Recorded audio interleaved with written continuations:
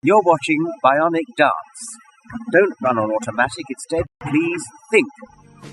Hello everybody, Wild Bill for America here, and I'm here to tell you about a nice success story at a Colorado high school.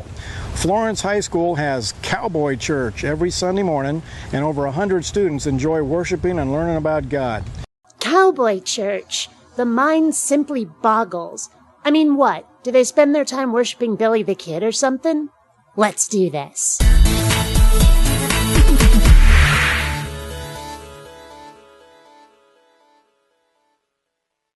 Well, howdy, fellow space travelers, BionicDance here. And today it's Wild Bill for America, trying to tell us how it's perfectly constitutional to use a government-owned school to teach his own particular brand of snake oil. Have a look. The students love bringing their personalized Bibles to school, and every morning the students meet for a morning prayer session where they join hands and honor God.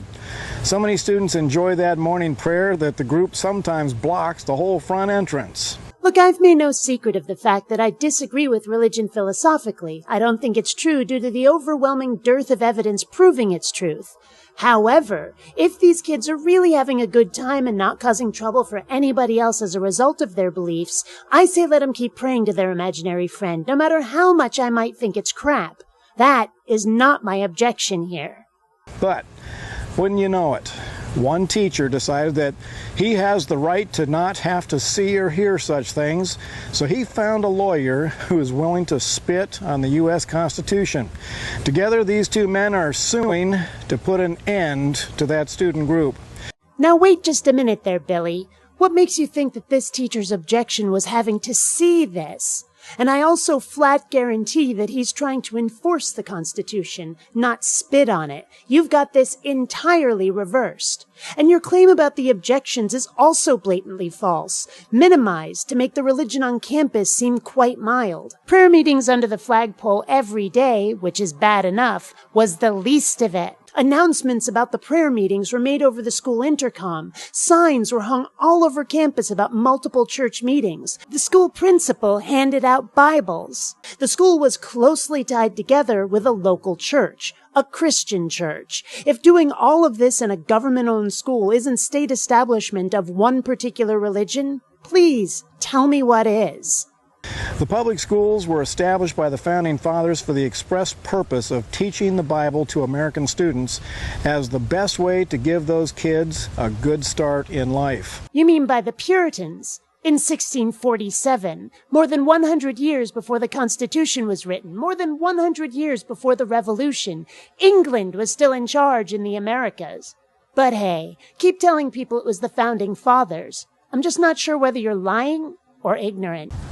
Mr. Maxson bases his lawsuit on half of the first sentence of the First Amendment, that the Congress shall make no law respecting an establishment of religion.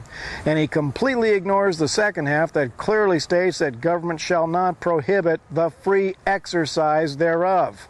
And nobody is prohibiting anything other than the use of government facilities for your practice. Allowing this in a school is state-sponsored religion because the church is renting space from the school, because school events like assemblies and concerts are being used for worship, and for only one religion. That's government endorsement, like it or lump it. But nobody is stopping them from practicing their religion anywhere else they like. Hell, they're already renting space. Can't they find some private community center for their events? Or how about the nearby church that's doing the renting? Last I checked, churches usually have auditoriums and stages expressly for the purpose of this kind of thing. Or is the insistence on using the school a bit more nefarious? Are we possibly trying to indoctrinate the kids who aren't already part of this religion? The school has no right to stomp on those students for simply doing the right thing in accordance with the U.S. Constitution as written and practiced by the Founding Fathers. You know, maybe it sounds un-American of me, but I've never really understood this obsession with the so-called Founding Fathers.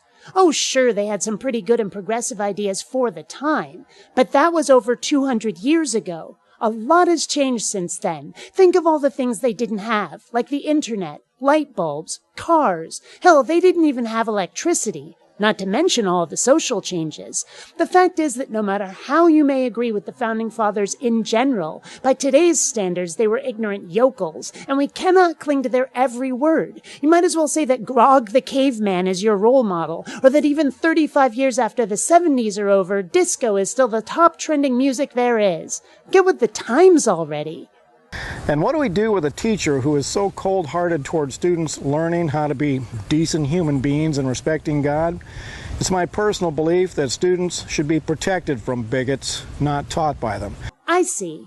So it's not bigotry to say that students wouldn't be decent human beings if they didn't join up with your God-bothering cult. But it is bigotry to say that they shouldn't do their worshiping in a place that's supposed to be neutral ground for all to congregate without bias. Makes perfect sense. Until next time, fellow space travelers, this is BionicDance saying don't run on automatic. Instead, please think.